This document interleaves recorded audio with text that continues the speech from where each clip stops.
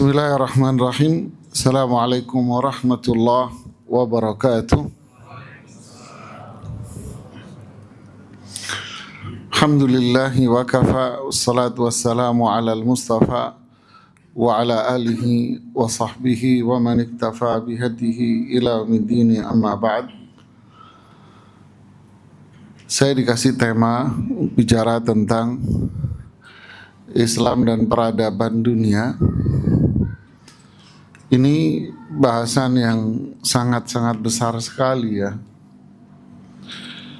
Tapi biar bahasannya enggak kesana kemari, saya akan fokuskan pada bahasan tentang sebelum Islam datang, masa jahiliyah, dan setelah diutusnya Rasulullah Sallallahu Alaihi Wasallam. Ada penjelasan menarik dari Imam Ibnu Qayyim rahimahullah di kitabnya Ad-Da' wad-Dawa. Beliau menjelaskan bahwa maksiat itu melahirkan kemaksiatan yang lain. Maksudnya, beliau ingin menyajikan, dan di situ dijabarkan cukup panjang bahwa tidak ada kemaksiatan itu yang berdiri sendiri. Istilahnya kemaksiatan baru itu tidak ada. Semua kemaksiatan itu hasil turunan dari apa yang ada pada masa sebelumnya. Jadi kalau kita melihat berbagai macam bentuk kemaksiatan di era sekarang, sebetulnya itu lahir dari nenek moyang mereka sebelumnya. Maksiat yang ada sekarang sebetulnya itulah dari kemaksiatan yang terjadi pada kaum-kaum sebelumnya. Jadi tidak ada sesuatu yang baru dalam hal kemaksiatan dan pelanggaran hukum itu. Kalau ada istilah dalam bahasa Jawa, ilmu itu turun-menurun, begitu pula maksiat itu sebetulnya turun-temurun gitu. Jadi kalau kita membahas peradaban dunia, terlalu besar skupnya, karena itu semua sebetulnya kembali kepada satu akar, yaitu apa yang terjadi pada era sebelum munculnya para nabi dan rasul. Makanya kaum liberalis dan sekuler, mereka tidak mau memunculkan itu dalam sejarah pelajaran sekolah. Mereka justru menyajikan di pelajaran sekolah itu istilah-istilah yang mereka sebut dengan nama zaman batu. Kemudian dimunculkanlah istilah-istilah bahasa Latin. Ini pembodohan dan pengkaburan sejarah, sehingga dikesankan zaman dulu itu hanya sebatas zaman batu, zaman bodoh, yang nggak tahu apa-apa.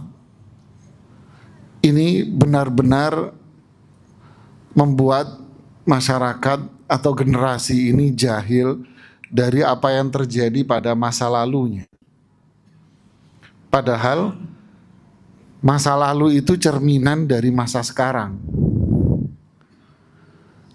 Bahkan dahulu ulama mengatakan kebaikan satu generasi itu tidak akan bisa terlepas dari generasi sebelumnya. Kalau kita ingin baik, berkacalah dari zaman keemasan dulu.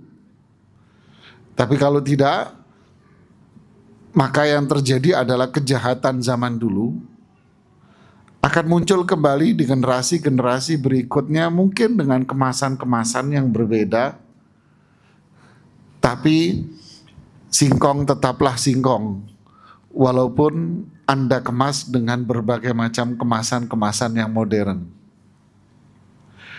Begitulah jamaah, kalau kita membahas kebudayaan dunia, kegedean, kebesaran, jangan terlalu muluk-muluk bicara.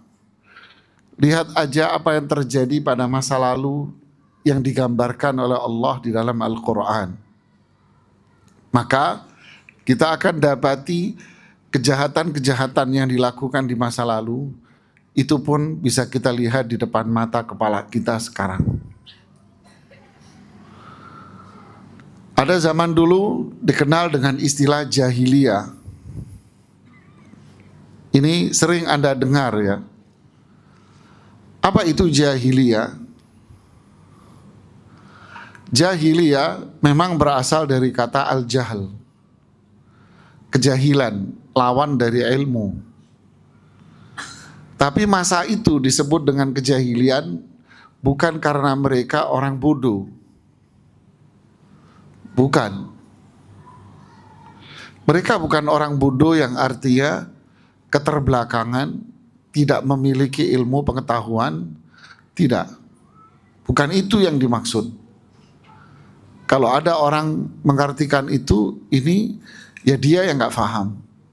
Sejarah menggambarkan seperti itu, sehingga mereka sebut dengan zaman batu. Ini dibodoh-bodoh kita sama orang-orang sekuler-sekuler ini. Apa yang dimaksud dengan zaman jahiliyah? Para ulama kita menjelaskan mereka disebut jahiliyah karena masa itu adalah masa di mana mereka ini, di dalam masa mereka itu tidak ada seorang rasul pun yang hidup di tengah itu. Dan tidak ada kitab suci yang mereka pegangi. Sehingga mereka disebut dengan masa jahiliyah, yaitu masa sebelum Rasulullah Sallallahu Alaihi Wasallam diutus. Kita tidak bicara terlalu jauh ke belakang. Ya, waktunya nggak keburu. Masa jahiliyah, masa di mana mereka hidup sebelum diutusnya Rasulullah Sallallahu Alaihi Wasallam. Itu masa jahiliyah namanya.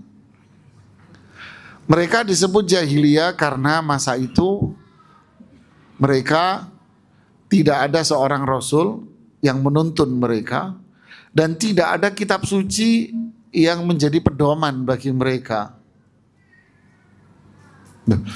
Kok bisa? Bukankah ada kitab Taurat Yahudi? Ya, ada memang Yahudi, tapi kitab suci mereka itu sudah punah, sudah tidak ada. Ya, tidak ada. Makanya ketika Uzair dihidupkan kembali dan kembali ke kampungnya, mereka tidak percaya. Lalu mereka membuat fit and proper test kepada si Uzair ini. Mereka tahu Uzair itu hafal Taurat. Tapi di saat Allah menghidupkan kembali Uzair, Taurat itu sudah hilang dan punah. Ini yang dijelaskan oleh Ibnu Katsir di tarikhnya. Makanya mereka menguji, mereka mengatakan Uzair itu hafal Taurat. Coba Anda baca Taurat, dibacalah Taurat sama Uzair dengan hafalannya. Menunjukkan memang di zaman itu Taurat itu sudah punah. Begitu juga Injil. Di zaman disebut jahiliyah, Injil itu sudah punah. Ya. Yang diberubah oleh sosok namanya Bulus atau Paulus. Dia nama orang. Dia yang merubah dan mengganti isi Injil. Dan itu disebutkan oleh Allah di dalam Al-Quran, bahwa Taurat dan Injil itu sudah dirubah. Jadi zaman jahiliyah itu adalah zaman di mana mereka tidak ada kitab suci lagi sudah. Anda ngomong Injil, sudah tidak ada Injilnya. Sudah diganti-ganti dengan beragam perubahan yang luar biasa. Begitu pula Taurat. Sehingga Yahudi dan Nasrani ada. Tetapi kitab sucinya mereka sudah terlalu banyak perubahan. Lalu bagaimana dengan bangsa Arab? Bangsa Arab itu awalnya terbagi menjadi dua. Dijelaskan pula oleh Syekhul Islam Ibnu Taimiyah. Kelompok pertama, bangsa Arab yang beragama Yahudi dan Nasrani. Ya. Mereka beragama dengan agama sebelumnya. Bangsa Arab yang beragama Yahudi, bangsa Arab beragama Nasrani, dan bangsa Arab yang beragama Majusi. Kemudian kelompok yang kedua, dan ini kecil jumlahnya, bangsa Arab yang beragama dengan agama Hanifiyah, yaitu agama syariat yang dibawa oleh Nabi Ibrahim alaihissalatu wassalam. Agama yang berbijak dengan tauhid. Tapi ini segelintir aja. Dan itu ada di Makkah. Di Makkah saat itu ada 3 orang. Tapi mereka akhirnya berubah ke agama yang lain. Dan akhirnya agama Nabi Ibrahim ini, syariat Nabi Ibrahim ini, tauhid, membuang berbagai macam syirik, itu akhirnya jadi hilang pula, punah. Lalu muncullah sosok seorang laki-laki yang bernama Amr bin Luhai Al-Khuzai. Dia ini seorang raja yang tinggal di daerah Hijaz. Dan dia terlihat oleh seorang di masyarakat sebagai seorang yang taat agama. Taatlah dengan agama siapa tidak dijelaskan. Lalu suatu hari dia pergi ke daerah Syam. Syam itu Suriah sekarang lah. Pergi ke Syam untuk berobat, dia sakit. Lalu dia melihat di sana penduduk Syam beribadah kepada berhala-berhala. Dan dia melihat bahwa itu hal yang bagus. Wah, ini bagus nih. Akhirnya diadopsilah. Dia mulai melacak keberadaan berhala-berhala itu sampai mereka menemukan situs-situs dari zaman Nabi Nuh alaihi salatu wassalam. Istilah sekarang situs. Digalilah situs itu oleh Amr bin Luhai Al-Khuzai. Ditemukanlah yang disebut di dalam surat Nuh. Wa qalu la tadharunna alihatakum wa la tadharunna waddan wa la suwa'an wa la yaghutha wa ya'uqa wa nasra. Dia menemukan patung 5 orang ini. Wad, Yaghuth, Ya'uq, Suwa', Nasr. Ini nama orang. Ini adalah orang-orang soleh, orang ahli ibadah sebelum Nabi Nuh lahir. Kemudian orang-orang ini wafat dan dianggap sebagai sosok yang baik, mulia. Fa'akafu ala kuburihim. Ibnu Abbas menjelaskan di tafsir surat ini, surat Nuh. Lalu mereka rame-rame memuliakan kuburannya. Mulai di situ syirkiat, syirik. Mereka mengagungkan kuburan orang-orang ini. Kemudian berikutnya, mereka akan akhirnya membuat apa yang disebut dengan sekarang monumen. Dibuatkanlah monumen sosok dari orang 5 ini. Dan pada akhirnya monumen ini pun akhirnya jadi berhala dan disembah. Ujung-ujungnya itu adalah pengagungan kuburan. Amr bin Luhai Al-Khuzai menemukan situs-situs ini. Lalu patung 5 orang ini digali sama dia. Dan semua patung-patung yang dia temukan di Syam, itu semua sama dia diambil dan dibawa ke Makkah. Akhirnya dia membagikan patung itu ke seluruh suku-suku yang ada di Makkah. Sehingga tersebarlah agama penyembah berhala di Makkah. Ini awal mula ceritanya. Dan berkembang terus penyembahan terhadap berhala ini. Konsep pengagungan terhadap orang. Allah berfirman, "Afara'aitumul Lata wal Uzza wa Manata tsalitsatal ukhra." Tidakkah kalian melihat afara'aitumul Lata, Al-Uzza, Al-Manat? Dijelaskan oleh para ahli tafsir tentang siapa orang ini. Afara'aitumul Lata, Al-Lata itu adalah profesi orang, berasal dari kata Latta yalutu, yaitu orang yang ngadon roti.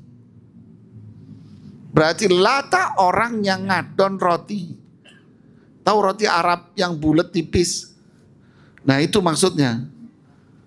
Khubuz orang Arab bilang. Ya bukan roti kita, bukan. Si fulan ini ngadon roti kerjanya di daerah Taif.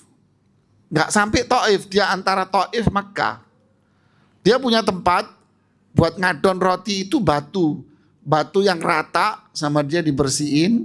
Di situ dia ngadon rotinya di situ. Dimplek-emplek istilah orang ya. Dibikinlah roti itu diadon sama dia. Habis diadon dibakar. Setiap orang yang lewat musafir, karena itu rest area kalau istilah sekarang. Setiap orang yang lewat sama dia dibagi roti itu. Setiap hari pekerjaan dia ini. Sampai nih orang wafat. Ketika dia wafat, maka tempat dia ngadon roti, yaitu batu, dianggap sebagai tempat keramat, lalu ditutupin pakai kain, dikerobongin kain.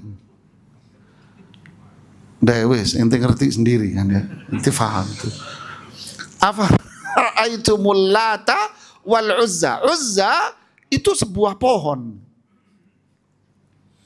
Pohon yang dinilai keramat, lalu pohon itu ditutupi kain. Al-Manat. Manat itu antara Makkah dengan, Anda kalau dari Madinah mau umroh, naik bus dulu. Ya sebelum ada kereta, Anda naik bus. Anda istirahat di rest area kan, di pom bensin itu, yang jorok, pom bensinnya kan gitu kan. Iya kan, pom bensin kotor itu. Nah antara pom bensin itu dengan Makkah, di situ ada tempat namanya Manat dulu. Ketika Makkah ditaklukkan, Rasulullah SAW mengutus untuk wilayah itu Khalid bin Walid. Wahai Khalid, hancurkan itu Manat. Masuklah Khalid ke sana, dan orang yang menghalanginya dibunuh. Siapapun yang menghalangi, bunuh dia, wahai Khalid. Dibunuh, terjadi pertempuran sedikit, dan dihancurkanlah yang namanya Manat itu berhala, patung. Baliklah Khalid menemui Rasulullah SAW. Ya Rasulullah, saya sudah melakukan. Rasulullah SAW mengatakan, kamu belum berbuat apa-apa ya Khalid. Bingung, kan sudah saya hancurin patungnya. Baliklah Khalid bin Walid ke tempat itu. Ternyata di balik patung itu ada tempat yang tersembunyi, bukan tersembunyi, satu tempat yang ditutupi pakai kain. Semua ditutup pakai kain. Ditutup pakai kain sama dia, ternyata di balik kain itu ada sosok, itulah yang disebut sebagai reinkarnasi dari pendeta, berhala ini, sosok ini. Siapa dia? Perempuan telanjang. Khalid masuk, oh ini yang dimaksud, dibunuh sama Khalid bin Walid. Makanya baca sejarah ya ikhwan. Jangan baca nonton bola tok ente. Kacau inti. Bola aja yang ditonton. Baca sejarah Islam lah. Jangan mau dibodoh-bodohin orang. Akhirnya dibunuh. Jadi semua ini ujung-ujungnya kembali kepada siapa? Sosok orang yang soleh, baik, lalu dikeramatkan bahasa kita. Setelah mati dikeramatkan, diagungkan. Amr bin Luhai membawa kuburan patung-patung orang-orang ini. Sehingga di Makkah menjadi masyarakat yang didominasi oleh apa? Syirik dengan berbagai macam budayanya, keberagamannya. Ini mereka. Lalu diutuslah Rasulullah SAW untuk menghilangkan kejahilian itu semuanya. Di surat Al-Imran Allah mengatakan di 164, laqad mannallahu 'alal mu'minina idz ba'atsa fihim rasula. Allah mengaruniakan kepada orang yang beriman saja. Nah, lihat, orang yang beriman saja. Apa itu? Allah utus di tengah mereka seorang rasul. Apa kerjanya rasul ini? yatlu alaihim ayatihi, membacakan firman Allah kepada mereka. Wa yuzakkihim, membersihkan kotoran-kotoran sebelumnya. Wa yu'allimuhumul kitaba wal hikmah, mengajarkan isi Al-Quran dan mengajarkan petunjuknya, sunnahnya, hadisnya. Wa in kanu min qablu lafi dhalalim mubin, dulu sebelum Rasulullah SAW diutus, jahiliyah, mereka berada dalam dhalal, sesatan. Sesat itu apa? Sesuatu yang berjalan tidak sesuai dengan alurnya, tersesat namanya.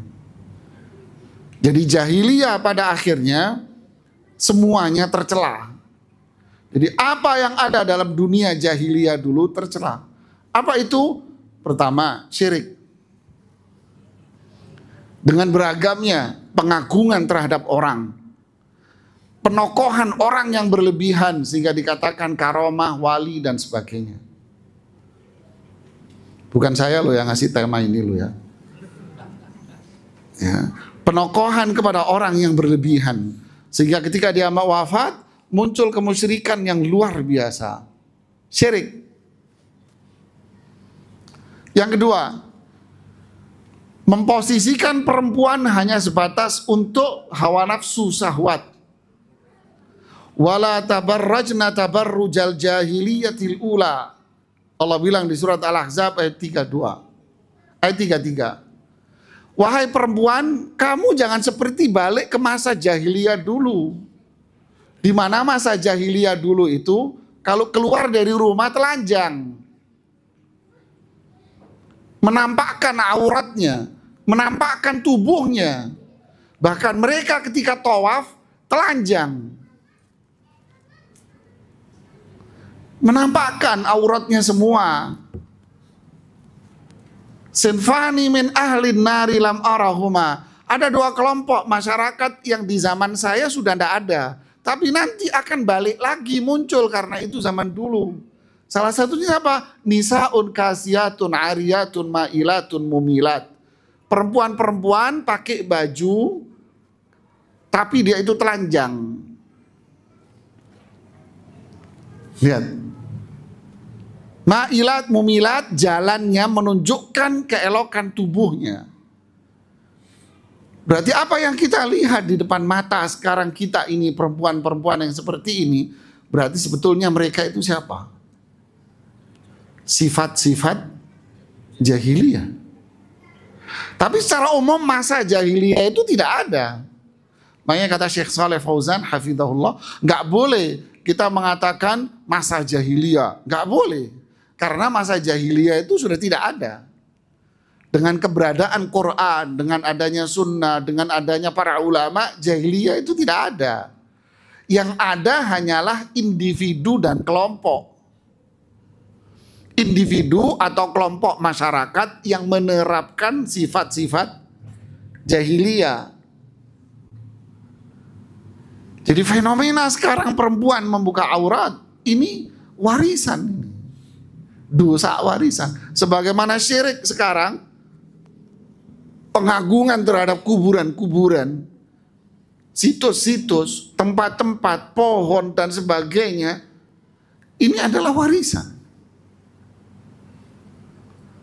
Ini contoh 1, 2. Yang ketiga, Allah mengatakan tentang mereka di surat Al-Fath ayat 26. Idja'alal ladina kafaru fi qulubihim al-hamiyata hamiyatal jahiliyah. Allah telah menjadikan pada orang-orang yang kafir itu di dalam hati mereka al-hamiyah, fanatisme. Terhadap apa? Terhadap suku, nasab, keturunan, keluarga. Dan ini hamiyatal jahiliyah. Ini hamiyah, fanatisme jahiliyah. Sekarang ada banyak membanggakan keturunannya dia. Seolah-olah ketika dia memiliki keturunan itu, seolah-olah dia sudah mengantongi kuncinya surga. Bangga dengan keturunannya, bangga dengan marganya, bangga dengan ininya. Ini jahiliyah ini jemaah. Islam tidak mengenal itu semua. Contoh yang keempat. Mereka di zaman jahiliyah itu, Rasulullah SAW mengatakan dulu, man mata walaysa fi unuqihi bai'ah mata maitatan jahiliyah.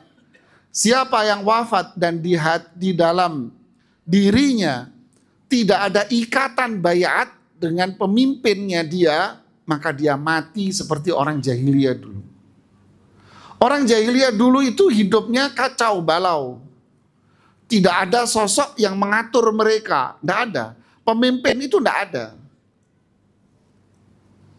Tidak ada pemimpin bagi mereka itu, tidak ada. Mereka hidup dengan hidup kesukuan. Makanya perang dengan suku-suku itu bertahun-tahun lamanya. Tidak ada yang ngatur.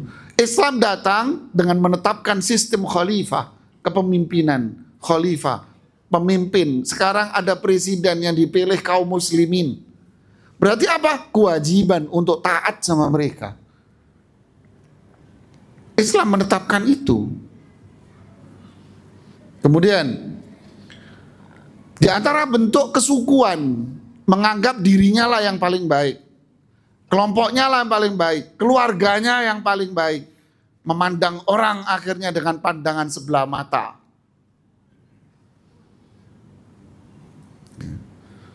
Wah, ini suku apa ini? Oh, ini sama-sama Arab nih. Wah, oh yang bukan Arab dipandang sebelah mata. Oh, ini sama-sama orang Minang. Kalau bukan orang Minang nggak di. Oh, sama-sama orang Bugis. Kalau bukan orang Bugis nggak dipandang, nggak diajak bicara. Ini sifat-sifat jahiliyah jemaah. Saat itu ada seorang laki-laki yang mencelah orang lain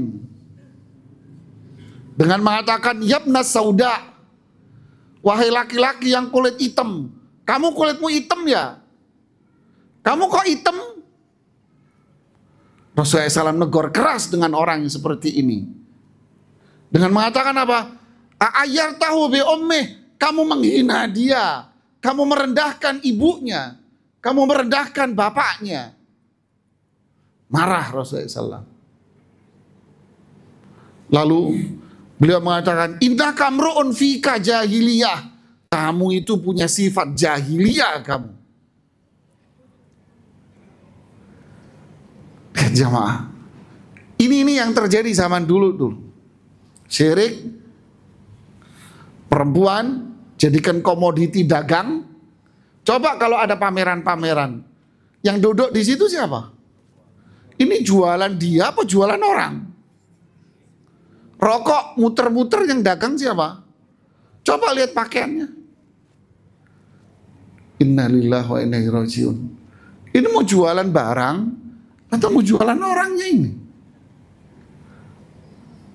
Dan seterusnya, dan seterusnya.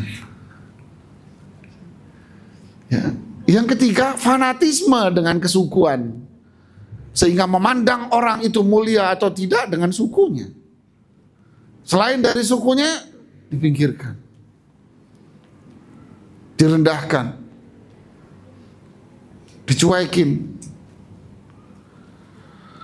Arba'un fi ummati min umuril jahiliyati la yatrukunahunna. Ada 4 perkara di mana itu akan selalu ada pada umatku dan mereka tidak akan meninggalkannya.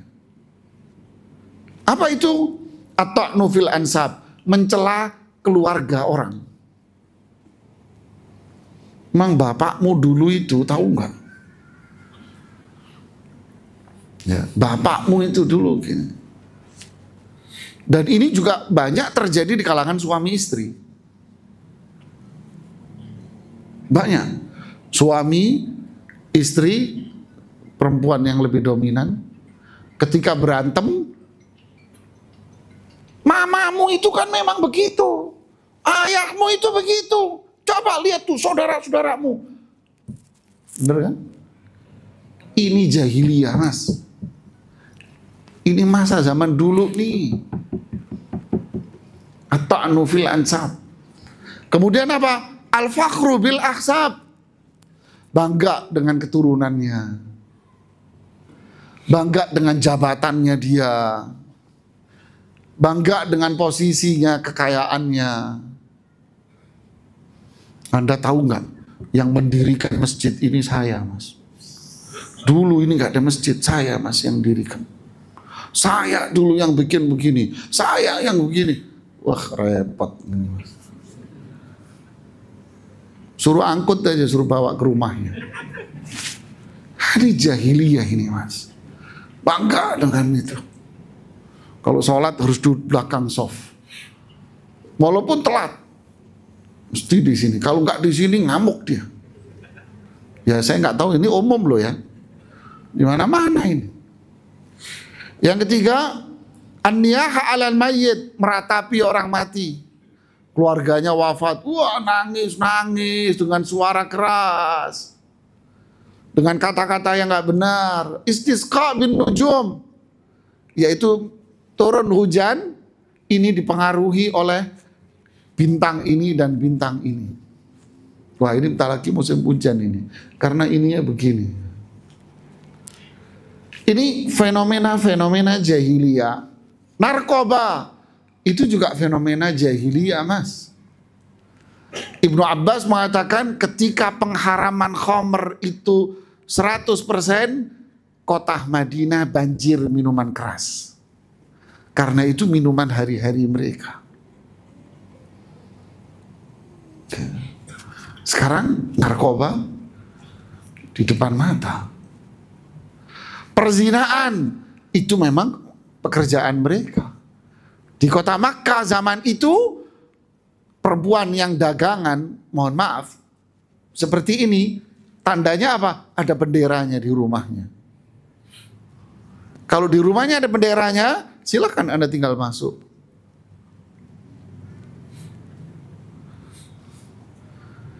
Terus apa berikutnya? Ekonomi, penjualan, pasar dipenuhi dengan orang yang punya duit dan harta. Kezaliman di mana-mana, gencet pedagang kecil. Makanya muncullah perjanjian di Makkah namanya perjanjian Fudul. Di saat Rasulullah SAW umur 35 tahun. Apa itu? Menolong pedagang kecil yang dizalimi. Ulah dari pedagang besar-besar ini seenaknya mainin pasar. Ini semua jahiliyah, Mas. Riba merajalela di tengah mereka, bahkan itu konsumsi dia, dagangan mereka. Ala wa inna ribal jahiliyati maudu'. Mulai hari ini nggak ada lagi itu riba jahiliyah.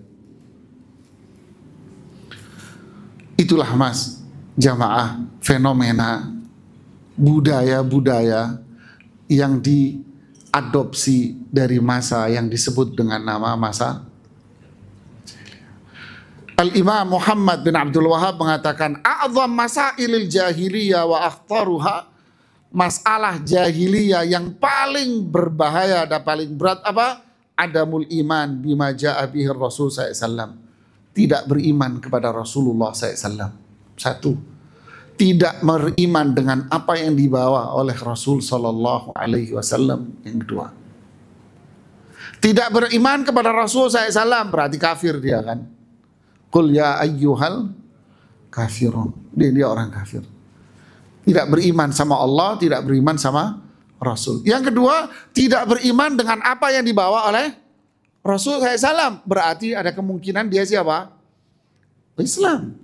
Tapi dia tidak mau mengambil apa yang diajarkan oleh Rasulullah SAW sama dirinya. Terus bagaimana dong? Dia melakukan ibadah atau apapun sesuai seleranya dia, sesuai selera kelompoknya. Hakadha ma wajadna alaihi aba'ana. Bapak-bapak dulu kami sudah begini ngajarin, ya sudahlah. Lo baru datang ngajarin aneh-aneh. Akhirnya mulailah Anda dilabel-labelin sama dia.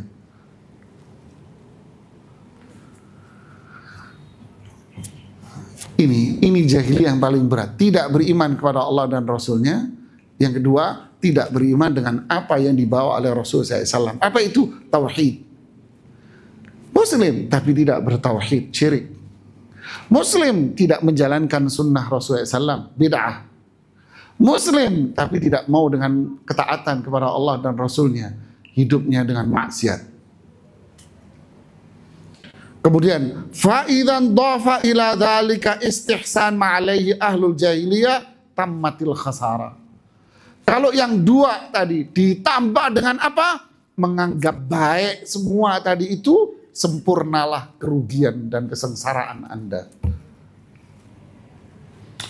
Wah, ini baik mas, ini bentuk penghormatan kepada wali, ini bentuk cinta kepada wali, syirik. Bid'ah dinilai ketaatan yang paling baik, maksiat dianggap sebagai hal yang lumrah dan biasa. Tammatil khasarah, sempurnalah kerugian Anda, kesengsaraannya. Kesimpulannya, diutuslah Rasulullah Sallallahu Alaihi Wasallam. Membawa apa? Beliau datang membawa ilmu. Makanya ilmu ini diumpamakan apa? Air hujan. Mathalu ma ba'athani Allahu bihi minal ilmi wal huda kamathali ghaithin. Perumpamaan apa yang aku bawa, yaitu petunjuk dan ilmu, ibarat sebuah hujan. Hujan ini apa? Satu, menghidupkan tanah yang gersang, subur lagi. Menumbuhkan tanaman-tanaman, biji-bijian yang mati. Membersihkan kotoran-kotoran yang ada. Menjadikan manusia itu hidup. Waja'alna minal ma'i kulla syai'in hayy. Kami akan jadikan hidup dengan air. Ilmu yang dibawa oleh Rasulullah SAW, membawa Quran, petunjuknya. Ini apa? Air hujan yang membersihkan semuanya. Tersebarlah ilmu, Al-Quran, petunjuk Rasulullah SAW, sehingga kotoran-kotoran tadi itu hilang sedikit demi sedikit. Semua hilang. Syirik habis, lama-kelamaan habis. Fanatisme dengan suku hilang. Tidak ada. Tidak ada lagi yang namanya jarak. Tidak ada. Bilal bin Rabah pun dimuliakan sama Rasulullah SAW. Ya Bilal, sendalmu sudah di surga ya Bilal. Sendalmu udah di surga ya Bilal. Siapa beliau? Arab? Bukan. Habasyah, kulit hitam, mantan budak. Suhaib, rabihat tijaratuka ya Suhaib. Sungguh wahai Suhaib, kamu telah dagang sama Allah. Beruntung kamu wahai Suhaib. Siapa Suhaib? Ar-Rumi, Romawi. Bule, kulit putih. Begitulah semua mendapatkan porsinya tanpa ada nasab. Dan Rasulullah SAW mengatakan, ya Bani Abdi Manaf, fa inni la ughni ankum minallahi syai'a. Keluarga Abdul Manaf, saya nggak bisa bantu kamu di hadapan Allah. Ya Bani Abdul Muttalib, fa inni la ughni ankum minallahi syai'a. Keluarganya Abdul Muttalib, saya nggak bisa bantu kamu di hadapan Allah. Ya Fatimah, salillaha min mali. Kamu meminta harta, minta hartaku. Tapi saya tidak bisa bantu kamu di hadapan Allah. Urus sendiri. Nggak ada bangga dengan keturunan. Inna akramakum indallahi atqakum. Tidak ada. Syirik dibuang, bangga dengan nasab dibuang semuanya, mas. Tidak boleh mencela dan menghina orang, siapapun dia, sampai merendahkan keledai sekalipun dihukum sama Rasul SAW. Perempuan yang mencela keledainya, Rasul SAW mengatakan jangan diajak bicara perempuan ini, karena dia telah menghina, mencela keledai. Keledai, jemaah. Demikianlah Rasulullah SAW dengan syariatnya menyelamatkan manusia. Allah pun menurunkan ayat Al-Quran, Toha ma anzalna alaikal Qur'ana litashqa illa tadhkiratan liman yakhsha. Toha, kami tidak menurunkan Al-Quran agar hidup kalian itu capek dan sengsara.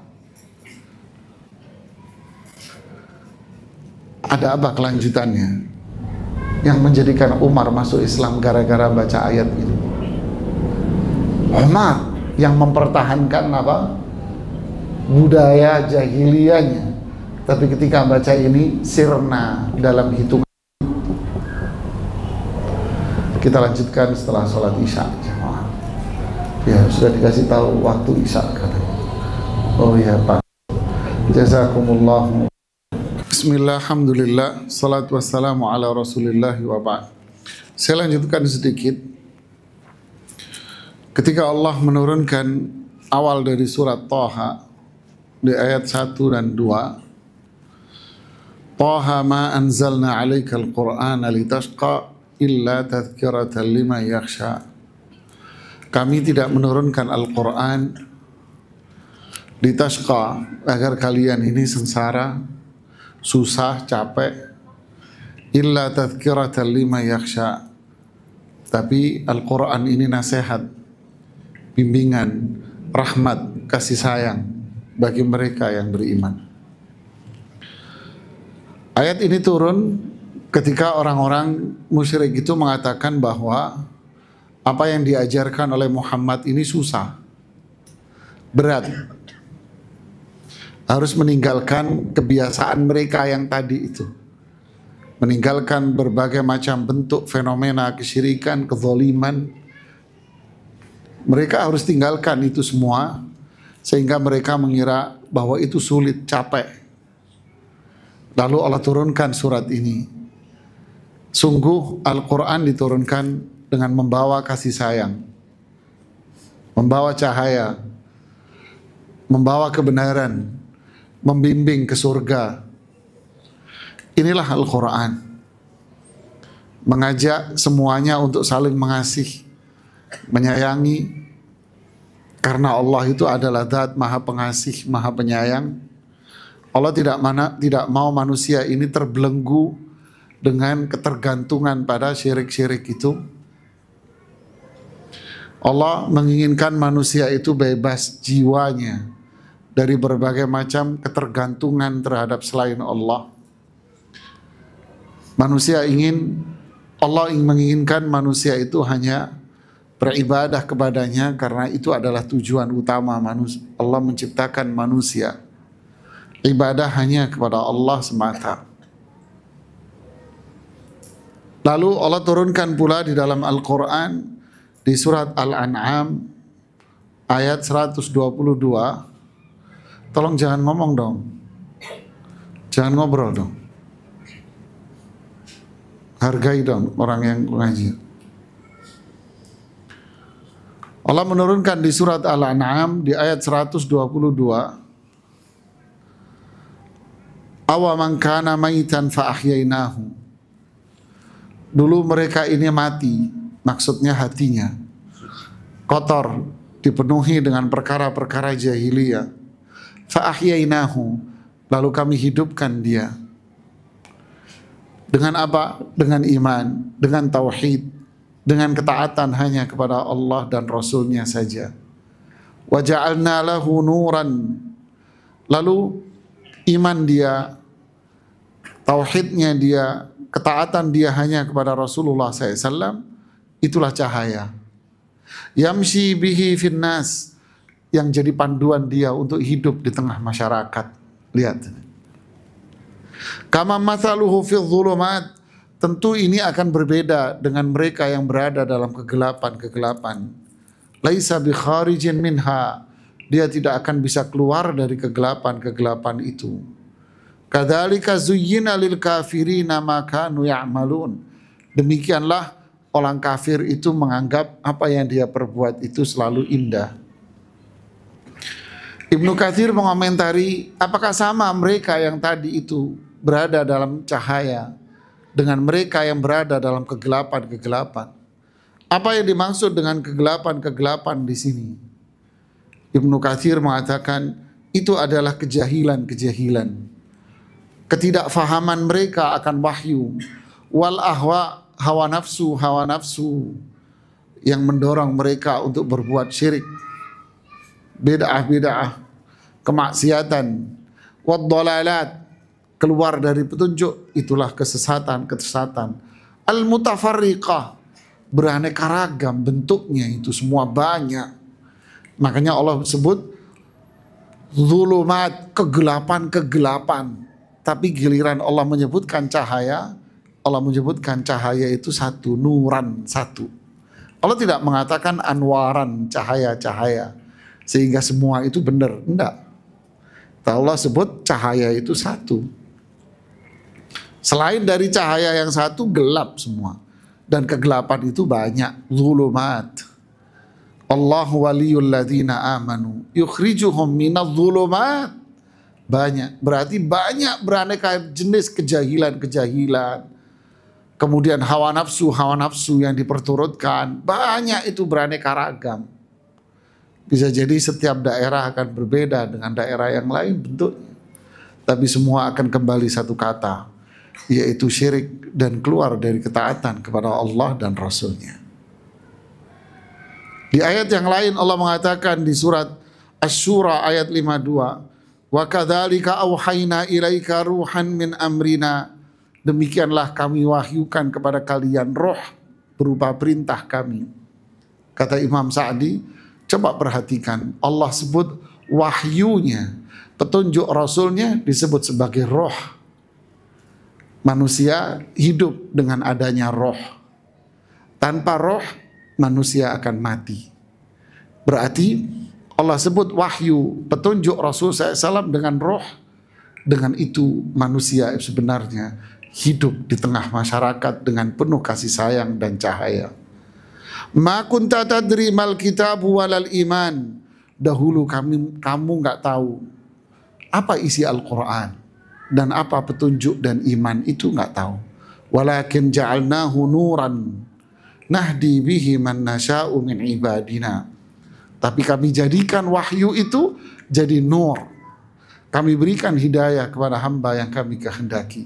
Berarti wahyu, apa yang diajarkan oleh Rasul SAW kepada kita, Allah sebut sebagai ibarat roh dalam tubuh kita yang bisa menjadikan kita hidup. Dan itulah cahaya yang bisa membedakan mana tauhid, mana syirik, mana petunjuk Rasul, mana bukan, mana ketaatan, mana maksiat, mana halal, mana haram. Petunjuk ini yang memperjelas. Ini panduan kita. Inilah jamaah bedanya antara jahiliyah, yaitu kegelapan, dengan apa yang dibawa oleh Rasulullah SAW, cahaya. Ini yang memudahkan kita untuk masuk surga. Barakallahu fikum. Ini yang bisa saya sampaikan. Silahkan kalau ada yang mau bertanya.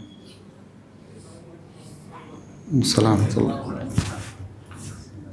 Pertanyaannya bahwa mengenai kita yang berada di Bali sekarang, kita hidup di daerah yang muslim, yang maafat di mana-mana. Kita keluar rumah sudah melihat kanan kiri. Solusi apa yang kita harus dapatkan untuk masalah ini? Hijrah atau gimana? Kita hidup di tengah masyarakat yang banyak syirik. Ya bukan Anda aja, di mana-mana. Di mana-mana. Apa yang harus kita lakukan? Jawabannya adalah sibukkan dengan sesuatu yang bermanfaat bagi diri Anda. Apa yang manfaat buat diri saya? Belajar ilmu yang syar'i, mengamalkannya, mengajak saudara-saudara saya untuk belajar dan mengamalkannya. Sudah. Apa yang ada di sekitar Anda dan mereka meyakini akan hal itu, Islam tidak mengajarkan kita untuk saling mencela dan mencaci. Allah berfirman, "Wala tasubbul ladzina yad'una min dunillah fayasubbullaha 'adwan bighairi 'ilm." Jangan Anda mencela, mencaci mereka yang beribadah kepada selain Allah. Nanti mereka akan mencaci maki Anda tanpa ilmu. Sibukkan dengan diri kita yang manfaat. Jangan menjadi Superman. Superman itu bohong. Ya. Jangan jadi pahlawan kesiangan. Jadilah pahlawan untuk menghidupkan sunnah Rasul SAW. Mengajarkan kepada masyarakat kita apa itu Islam. Menyampaikan kepada masyarakat umum apa itu Islam. Menyampaikan kepada semua orang, ini loh Islam. Yang datang dengan kasih sayang, yang datang dengan panduan yang jelas, yang datang dengan nur, cahaya. Lalu mengajak pula saudara-saudara kita yang sudah beriman untuk mendalami lagi, menguatkan ilmunya dia. Beramal. Kemudian kita tunjukkan akhlak yang mulia. Ini loh Islam dengan akhlaknya. Bukan tukang cela, bukan tukang caci, bukan kesombongan, bukan mendiskreditkan, dan bukan membuli. Ini yang harus kita tunjukkan. Rasulullah SAW hidup di tengah masyarakat yang musyrik pula. Rasulullah SAW hidup di tengah masyarakat yang ahlul kitab, Yahudi, Nasrani. Tapi beliau menunjukkan dengan ini semuanya. Sehingga musuh pun akhirnya menjadi teman. Dan teman semakin cinta dengan Rasul SAW. Beliau berbuat baik kepada siapapun. Mau kawan, mau lawan, beliau tetap berbuat baik. Selama itu bukan berada dalam medan pertempuran. Ini yang diajarkan oleh Rasul SAW. Yang lain silahkan. Ya, kalau tidak ada, kita cukupkan sampai di sini. Semoga bermanfaat buat kita semuanya. Subhanakallahumma bihamdik, asyhadu an la ilaha illa anta, astaghfiruka wa atubu ilaik. Assalamualaikum warahmatullahi wabarakatuh.